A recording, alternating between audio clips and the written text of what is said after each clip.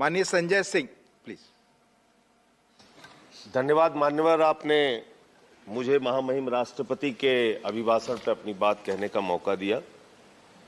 मान्यवर, जब मैं महामहिम राष्ट्रपति जी का अभिभाषण पढ़ रहा था तो मुझे लगा कि इतनी बड़ी बड़ी बातें इस भाषण में सरकार के द्वारा महामहिम जी के माध्यम से कहलवाई गई है जिसका वास्तविकता से कोई लेना देना नहीं है। जमीन पे आप ठीक विपरीत काम करते हैं और जब महामहिम राष्ट्रपति का अभिभाषण करवाते हैं तो आप श्रेष्ठ भारत, एक भारत, सबका साथ, सबका विकास और अमृत महोत्सव की चर्चा करते हैं। मान्यवर, मैं बड़ी विनम्रता पूर्वक आपके सामने सरकार से पूछना चाहता हूं, आप देश के महापुरुषों को याद कर रहे हैं, बहुत अच्छी बात है, याद कीजिए, लेकिन आजादी के 75वें अमृत महोत्सव में आजादी के 75 वर्ष पूरे होने पर अगर महामहिम राष्ट्रपति के अभिभाषण में गांधी जी की भी चर्चा कर देते तो आपको शर्मिंदा होना पड़ता, आपका सर शर्म से झुक जाता। अहिंसा के पुजारी राष्ट्रपिता महात्मा गांधी को धर्म संसद बुलाकर उत्तराखंड में अपमानित किया जाता है मान्यवर, मध्य प्रदेश में अपमानित किया जाता है मान्यवर, छत्तीसगढ़ में अपमानित किया जाता है मान्यवर। मैं कहना चाहता हूं, अगर यह सरकार गोडसे की विचारधारा पर चल रही है तो मुझे कुछ नहीं कहना, लेकिन अगर गांधी के प्रति जरा भी सम्मान है तो उन लोगों के खिलाफ मुकदमे दर्ज करके उनको जेल के सीखचों के पीछे डालना चाहिए। यह राष्ट्रद्रोह है मान्यवर। बापू का अपमान हो रहा है।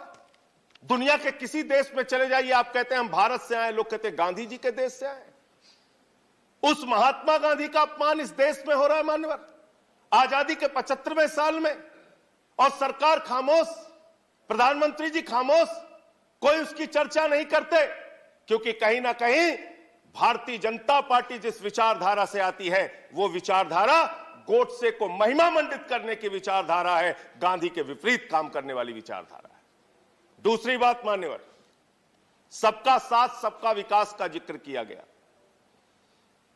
एक तरफ आप सबका साथ सबका विकास का जिक्र करते हैं, दूसरे तरफ आपके नेता उत्तर प्रदेश के मुख्यमंत्री कहते हैं, आदित्यनाथ जी भाषण देते हैं, यूपी का चुनाव 80 और 20 पर होगा, 80 और 20 पर होगा। ये 80 और 20 क्या है? मैं आपसे पूछना चाहता हूं बड़ी विनम्रता पूर्वक, वो कोरोना की महामारी में जो लाखों लोग मारे गए वो 80 में आते हैं कि 20 में आते हैं?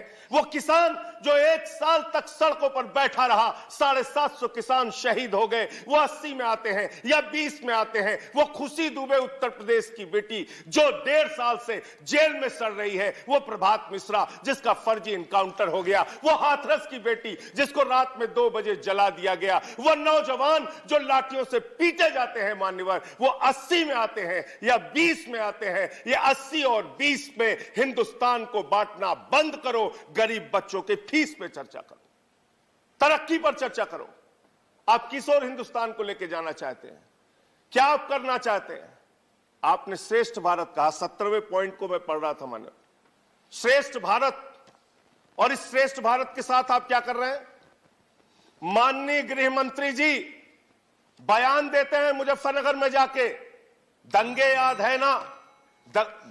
हाँ, आप 4 मिनट बोल चुके हैं मान्यवर प्लीज। जिसके एक मेंबर है, जिसके एक मेंबर है, एज पर रूल्स जा रहा हूं please, as per rules, 10 as per rules, नहीं मेरे साथ न्याय कीजिए सर, एज पर रूल्स। मैंने आपका नाम लेट से आया, मैं आपको अवसर दे रहा हूं। एक मेंबर है, अगर आप नहीं, अगर आप, मैं उस पर बहस नहीं करना चाहता, मैं रूल्स के अनुसार आपको मौका दे रहा हूं, नहीं तो मैं दूसरे किसी को आमंत्रित करूंगा। 2 मिनट में करें आपको ऑलरेडी 4 मिनट बोल चुके हैं प्लीज।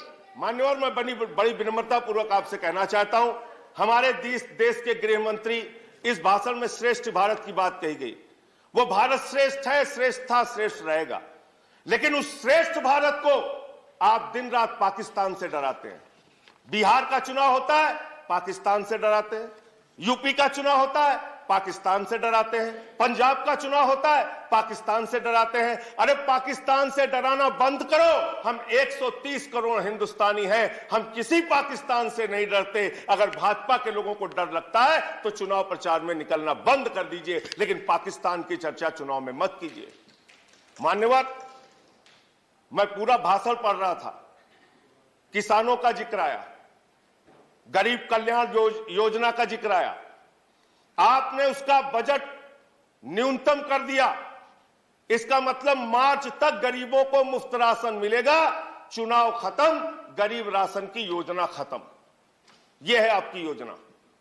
हम सारे लोग श्रेष्ठ भारत को मानते हैं, भारत माता की जय लगाते हैं, लेकिन भारत माता, मैं कंक्लूड कर रहा हूं सर, भारत माता की जय तो तब होगी जब उस मां के 130 करोड़ बच्चे, हिंदू हो, मुसलमान हो, सिख हो, ईसाई हो, अगड़ा हो, पिछड़ा हो, दलित हो, सवर्ण हो, जब सब खुशहाल रहेंगे, एक साथ मिलकर चलेंगे, तब भारत माता की सही मायने में जय होगी। जब गरीब बच्चों को अच्छी शिक्षा मिलेगी मान्यवर, अच्छा इलाज मिलेगा मान्यवर, तब ये देश, जब किसान को उसके फसल का दाम मिलेगा, तब भारत माता की जय होगी। इसलिए जो भाषण में आपने लिखा, जो बात आपकी सरकार की ओर से कहलवाई गई और जो आपका कर्म है, उसके बारे में एक ही बात कहना चाहता हूं कि तू इधर उधर की ना बात कर, ये बता कि काफिला क्यों लुटा। मुझे रहजनों से गिला नहीं, तेरी रहबरी पर सवाल है।